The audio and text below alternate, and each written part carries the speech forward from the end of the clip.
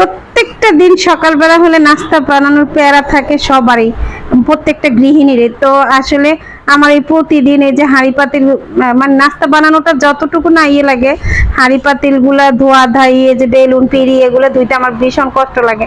তা আজকে আমি অনেকগুলা আটা নিয়ে নিছি, মানে এটাকে আমি এই হয়তো সপ্তাহখানিকের জন্য ফ্রোজেন করে রাখবো। তো এই যে আমি এগুলাকে কাই করে তারপরে এই যে রুটিগুলা বানাইতেছি। আমার না কষ্ট হয়েছে, তারপরে কষ্ট হইলো, আরেকদিকে আরাম এক সপ্তাহের জন্য। এদিকে বাহিরে ঝুম একটা বৃষ্টি নামছে, কি যে মানে একটা অবস্থা। তো এদিক দিয়ে আমার রুটিগুলো মানে সেকা হয়ে গেছে, কিভাবে আমি সেকে রাখছি দেখছেন, হালকা সেকে রাখছি, আবার এখানে দুই একটা পুড়েও গেছে। যাক, কোনো সমস্যা নেই। দেখেন এইভাবে রাখলে আপনি এক সপ্তাহ পর্যন্ত খেতে পারবেন।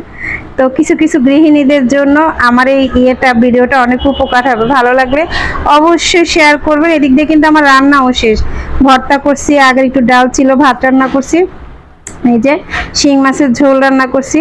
তো ভিডিওটা শেয়ার করে একটু পাশে থাকবেন, ভালো থাকবেন, আল্লাহ হাফেজ।